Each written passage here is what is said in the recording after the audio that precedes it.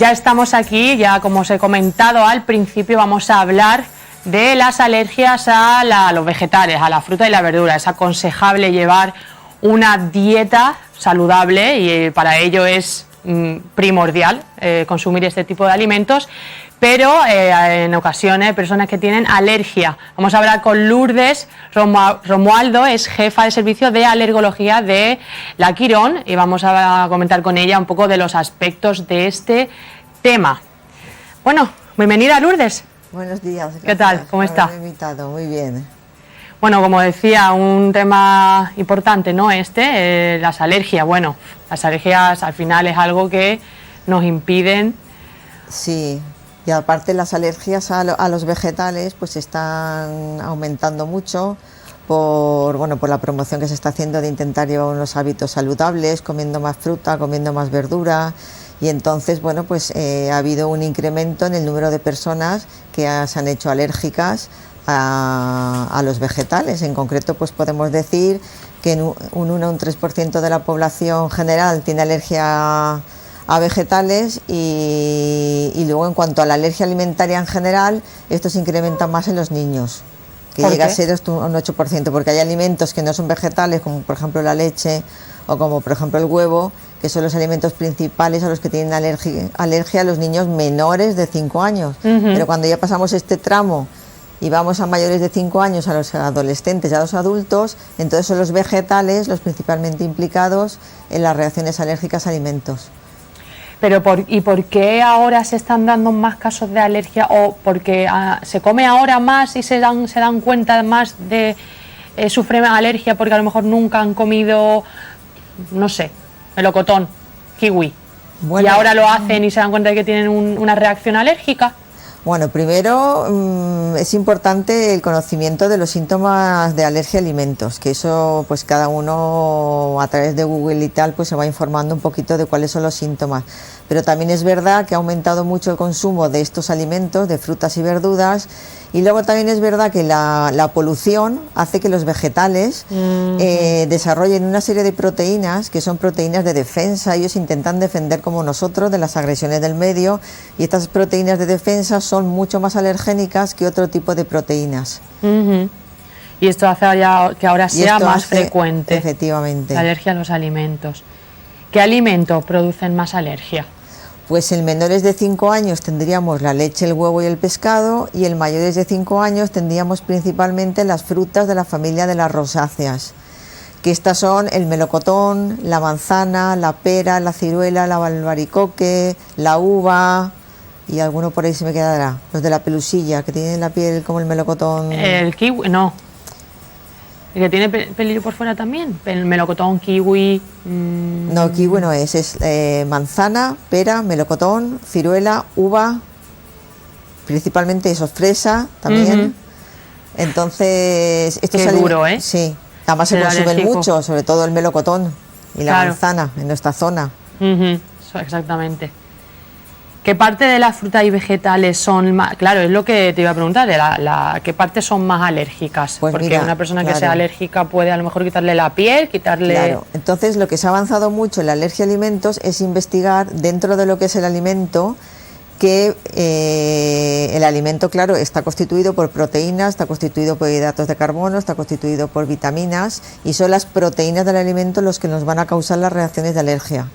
Entonces, un alimento tiene varios tipos de proteínas que generalmente se localizan en la parte más superficial del alimento, en la piel o en la parte más superficial de la pulpa, pero hay varios tipos de proteínas. Están las proteínas que forman su estructura, que le dan la forma, las proteínas y las proteínas de defensa. Y son estas de defensa que si en la consulta intentamos llegar a un diagnóstico molecular, es decir, usted tiene no alergia al melocotón, sino a la profilina, que sería una proteína de estructura, o usted tiene alergia al melocotón, pero en concreto tiene alergia a una proteína de defensa como la LTP, va a variar un poquito la clínica del paciente y las indicaciones que le demos a la hora de intentar evitar este alimento. Y eso sí que es importante, llegar a afinar un poquito ese diagnóstico. Claro, no eres alérgico, no comas directamente y ya está. Eso tampoco es así, ¿no? ¿Qué es el síndrome que acaba de mencionar, llamado LTP? Pues el síndrome del LTP la LTP es una proteína que comparten muchos vegetales, entre ellos las frutas, las verduras y determinados pólenes como es el olivo y como es el ciprés. Entonces, ¿qué ocurre? Que tenemos pacientes alérgicos al ciprés y alérgicos al olivo que desarrollan alergia al melocotón o alergia a la manzana o alergia a la ciruela. Entonces, son proteínas que no se destruyen cuando las comemos, que resisten al calor y que son muy potentes a la hora de producir reacciones alérgicas. Entonces, estos pacientes no van a tolerar ni el alimento cocinado, ni el alimento crudo, ni el alimento en conserva, o sea, en ninguna forma. En ninguna forma. Entonces, a esos pacientes que tienen el síndrome del LTP, es importante saber si solamente tienen alergia al melocotón o al resto de vegetales que también tienen LTP, como puede ser a lechuga, hay mucha gente alérgica a lechuga, al espárrago, con reacciones importantes. Entonces, por eso se llama síndrome LTP, porque abarca desde las frutas a las verduras. ¿Qué más síntomas produce la alergia a alimentos? ¿Cuál Pues es el primer síntoma? El primer síntoma es que te pique la boca. Te pica la boca, te pica los labios, te pica el velo del paladar, te pica la faringe. Luego te puede provocar ronchas en la piel o urticaria en las zonas. Eso es un nivel un poco más alto, supongo, ¿no? Conforme avanzan los síntomas, avanza el nivel de alergia. Cuando tocas la fruta y se salen abones, cuando ya te sale una urticaria generalizada, vomitas, tienes diarrea, incluso empiezas a notar dificultad para respirar, incluso te llegas a marear, eso lo denominamos anafilaxia. Es una reacción poco frecuente, pero es una reacción que existe, sobre todo en pacientes alérgicos a la LTP, y por eso a estos pacientes hay que indicarles unas pautas determinadas de tratamiento y de medicación que tienen que llevar para evitar reacciones severas. El llamado también shock anafiláctico, efectivamente, ¿no? Eso es lo que hay que intentar que el paciente no llegue, porque si ya ha llegado el shock anafiláctico, claro, ese es un nivel ya eso grave, implica que puede llegar incluso a morir. ¿Los pacientes alérgicos a los pólenes tienen más frecuencia de alergia a frutas y verduras? Pues sí, porque como los pólenes son vegetales, entonces la gente alérgica a polen desarrolla en 1/3 más o menos alergia a vegetales. Pero hay dos tipos de pacientes: los que son alérgicos a gramíneas, que van a desarrollar alergia a las proteínas de la estructura, a las profilinas, con lo cual estos pacientes, con que pelen un poquito la fruta o el vegetal, lo van a poder comer, porque es una proteína que es muy lábil al calor. Entonces si cuecen el alimento lo van a poder tolerar, con lo cual si yo le digo a un paciente, mira, tienes alergia al melocotón o tienes alergia, imagínate, a la judía verde, tú la pelas, la enjuagas bien, la cocinas un poquito y te lo puedes tomar, y no pasa nada, puedes seguir comiendo el alimento. Ahora, en el caso del olivo, en el caso del ciprés, donde ya las proteínas son más tipo LTP, ya la indicación tiene que ser evitar el alimento, porque es una proteína resistente al calor, y entonces, aunque tú te cocines el alimento o lo pongas enlatado o lo distintas formas de cocción, esa proteína resiste la temperatura. Entonces, las medidas de evitación van a ser más flexibles para los que tengan alergia a profilinas y van a ser más estrictas para los que tengan alergia a LTP. ¿Cómo se diagnostica la alergia a alimentos? Bueno, pues primero hay que preguntarle siempre por la clínica, que eso es lo más importante, porque si la clínica solamente de picor de labios o de la faringe es una clínica leve, conforme van descendiendo la vía respiratoria inferior, el tubo digestivo o síntomas sistémicos, ya la clínica es grave. Entonces lo primero es la clínica que tenga. Luego hay que hacer la clínica son los síntomas. Luego hay que preguntarle qué cantidad ha comido del alimento, si ha sido con una porción chiquitita o ha sido a tomar una porción más grande. Claro. Cómo lo ha comido, si ha sido fresco, si luego lo ha comido, por ejemplo, cocinado, o sea, la forma en que la ha tomado. Luego hacemos unas pruebas cutáneas con extractos comerciales de alimentos, pero es también muy importante hacerlas con el alimento en fresco. O sea, el paciente debe de traer el alimento tal y como se lo comió. ¿Lo tiene que llevar? Lo tiene que llevar a la consulta, sí, que hay muchos pacientes que dicen, esto parece un mercadillo, porque me tengo que tener que llevar un trocito de manzana, un trocito de pera, un trocito de col, un trocito de lechuga. Pues sí, hay que traer un trocito de todos esos, porque hay que hacer la prueba que se llama prick-prick, que es poner el alimento en la piel, introducirlo con una lanceta y ver si se forma un abón o un eritema. Eso por un lado. Luego tenemos las pruebas de laboratorio, que nos van a indicar un poquito si el paciente es alérgico al tipo profilina o al tipo LTP.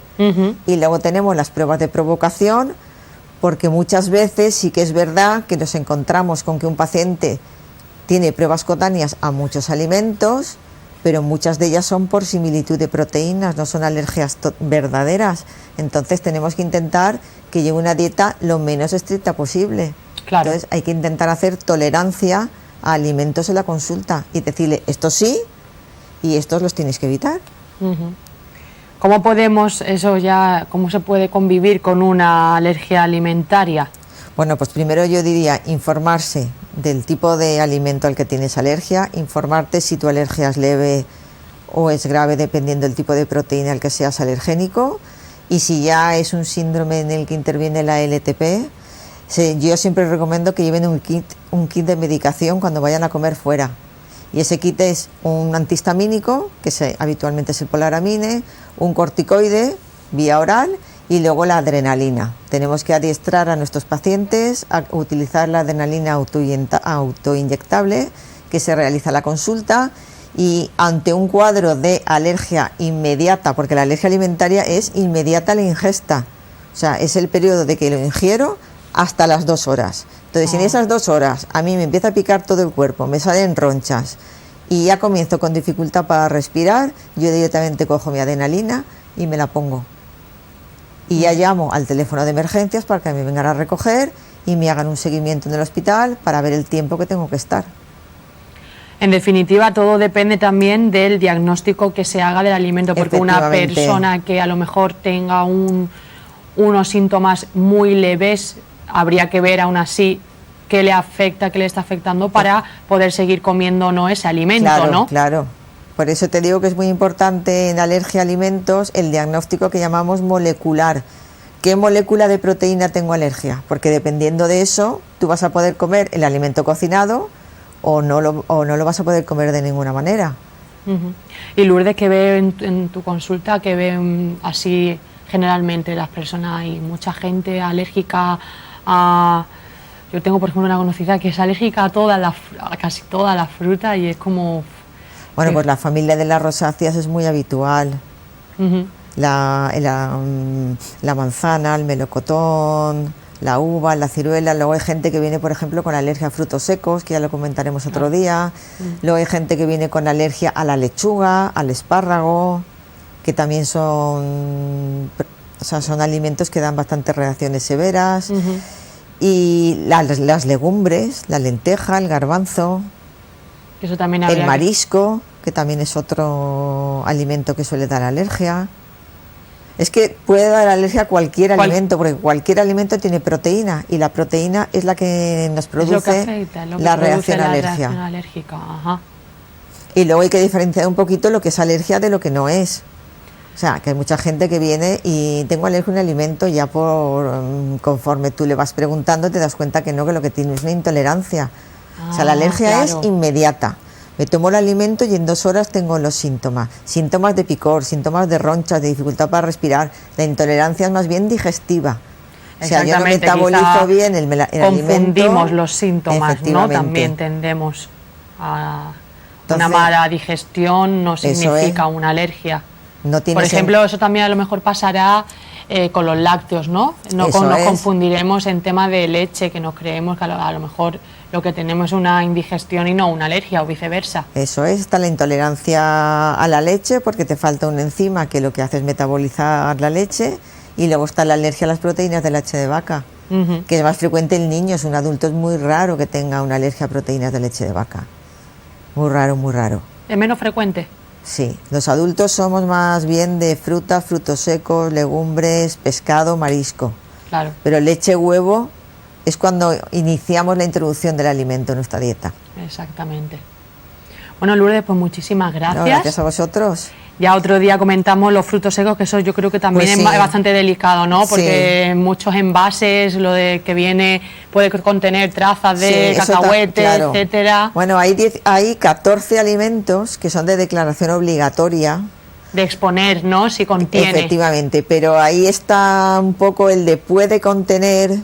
O el... Que contiene, no, contiene es que lo contiene. Es que lo contiene, pero puede contener trazas es un poco lavarse las manos, porque no se sabe si lo contiene o no lo contiene. Porque evitar la contaminación de un alimento en todo ese proceso de fabricación, eso siempre te dicen, puede contener. Claro. Pero eso no significa que lo contenga. Bueno, pues ya comentaremos otro día eso. Otro día lo comentamos. Gracias, Lourdes. Gracias a vosotros. Gracias. Venga, hasta luego. Bueno, pues este fin de semana ha ido de cruces de mayo. Vamos a ver la de la Sociedad Recreativa Casino Marbella.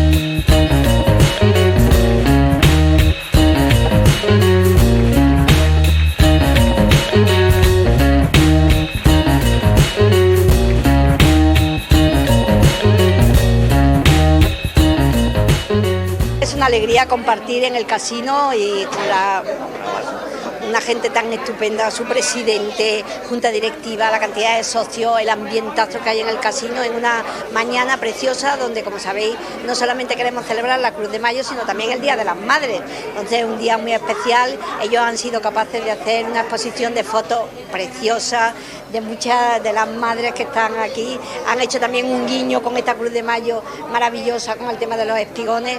Yo creo que el casino de verdad es una de las instituciones que más involucrada está dentro de la vida social, cultural, por parte de la propia ciudad, y creo que eso hace que tenga una vida constante durante todo el año y que al final esa esencia pues también haga posible que se puedan mantener reuniones multitudinarias como las que tienen el día de hoy. Así que querido Pepe, enhorabuena por ese estupendo trabajo y por hacer que la gente se sienta tan involucrada, tan viva, yo creo que con tantas ganas como aquí, en esta sociedad del Casino de Marbella. Nosotros intentamos aportar nuestro granito de arena. La verdad que cuando se proponen las actividades que vienen por parte de los socios, nosotros encantados. Cuando nos comentaron lo de hacer una exposición de fotos del Día de la Madre, yo me emocioné, soy muy madrero, lo digo desde aquí, me pareció una idea fantástica. Tenemos fotos desde el año 31, 32, imaginaros la calidad de fotos tan entrañables que tenemos, que desde aquí aprovecho para invitar a todo el pueblo de Marbella que venga no solamente a ver la exposición que tenemos magnífica de fotos de nuestras madres, sino también esta magnífica Cruz de Mayo, como ha dicho la alcaldesa. Igualmente vamos a aportar nuestro granito a esta reivindicación que hacemos desde todo el pueblo de Marbella con el tema de los espigones, con una foto del año 70-80 de los espigones como éramos Marbella. Así que desde aquí animo a que vengáis, pasáis por aquí y visitéis lo que es nuestra humilde entidad. Eso sí que me gusta decir que somos centenarios, somos poquitos los que somos, y así que duremos mucho más.